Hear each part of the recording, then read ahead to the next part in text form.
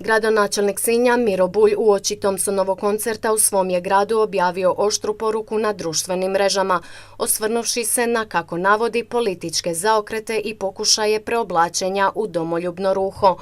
Zanimljivo je gledati kako bivši partijski kadrovi mijenjaju kapute. Božinović, nekoć student političke škole i predsjednik ureda predsjednika Mesića, danas po Plenkovićevu nalogu pokušava uskočiti u domoljubni vlak, poručio je Bulj. Podsjetio i na zabranu Thompsonovog koncerta u Sinju tijekom pandemije, te dodao: Božinović je tada zabranio nastup u vrijeme, kako sam ga nazvao, korona fašizma, no koncert je svejedno održan na igralištu NK Junaka. Bulj se potom osvrnuo i na dolazak političara na nadolazeći koncert. Danas traže kadar pred pozornicom, dolaze na naše, isti oni koji su prije nekoliko godina gasili razglas Thompsona na dočeku Vatrenih, koji su donosili zakone protiv pozdrava, sada poziraju pod reflektorima, napisao je spominjući premijera Plenkovića, predsjednika Sabora Jandrokovića i druge političke dužnosnike. Unatoč svemu Bulj poručuje da domoljubna Hrvatska ne nosi gorčinu. Mi nećemo biti zlopamtila, pobjedili smo i kao pobjednici opraštamo. Neka dođu svi, i Milanović, Plenković i Tomašević. Rado ćemo ih ugostiti. Njihova prisutnost bit će najveći dokaz da smo pobjedili, poručio je Bulj. Evo, gospodine Bulj, jedno tradicionalno duhovno hodočašće vojske, policije i svih žurnih službi Sinjskoj Gospi. I hrvatskih branitelja. To je sad tradicionalno za Zagovor Čudotvorne Gospe Sinjske, sve hrvatske branitelje, vojsku, policiju, vatrogasce i ostale žurne službe, i ovo je sada jedan tradicionalni događaj svih tih ljudi na ovom mjestu u Bazilici Čudotvorne Gospe Sinjske. Je li sve spremno za koncert?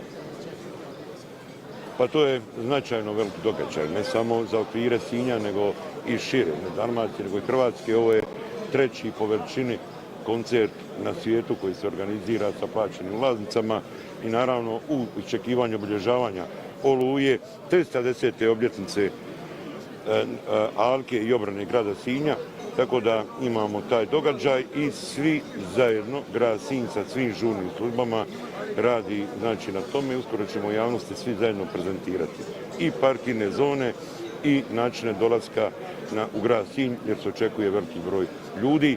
Znači ne samo na hipodromu, nego na cijelom području grada Sinja, jer grad Sinj će biti fan zona.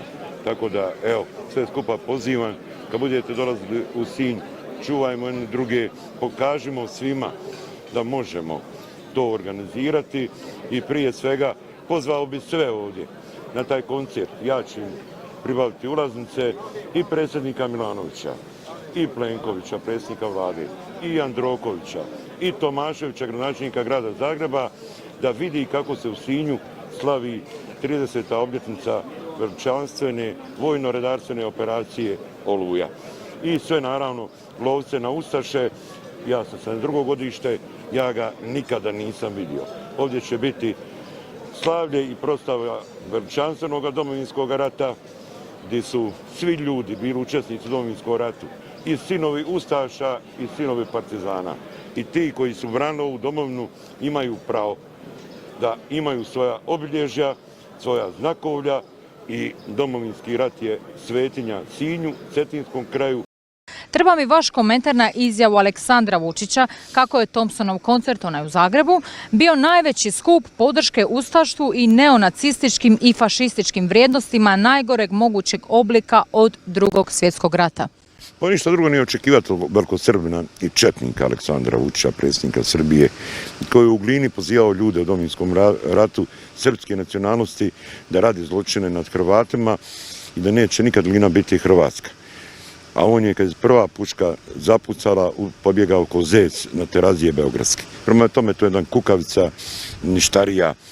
Njegova izjava me ne zanima, međutim, bolnije su izjave što u Hrvatskoj, slobodnoj Hrvatskoj, se omalovažava u stilu Aleksandra Vučića i Thompsonov koncert, a prije svega vrijednosti koje su zastupane na tome koncertu i tih 500.000, najveći broj mladih ljudi.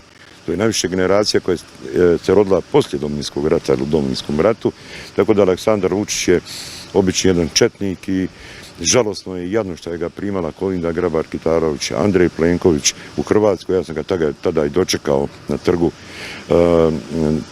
Svetog Marka, kad sam mu i postavio pitanje kad će u Hrvatsku Glinu.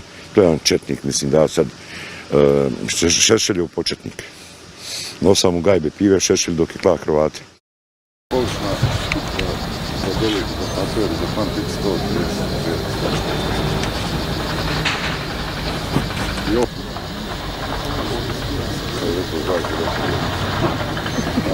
Nije nas nema ništa nema, ovaj vikend zovu da će biti malo nešto kiša sutra preko sutra, ali to kad prođe, a to ja nam da malo opet poštrati. Da, ono kako nas je pušćati koji su malo prije 4 metra veća ratučari. Da, i ovi stupovi su puno veći bile kao ratučari kad rade proračuno. Oj sinju grade zlatni buzdovane, starine junački megdane. Oj sinju grade zlatni buzdovane.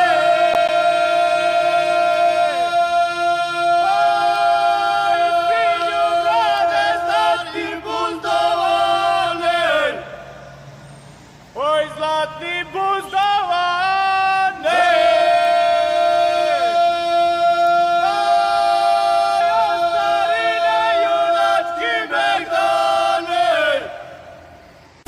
Evo sam ti opet došao ja, ne mogu se tebe nagledat, niz kvartire, čir do pijace prođem, pa u crkvu Gospe Sinjske dođem, grade moj. Pod Kamiškom stoji drevni grad, od kamenih kuća izrasta, s kampanela kad zazvone, stara zvona za slave.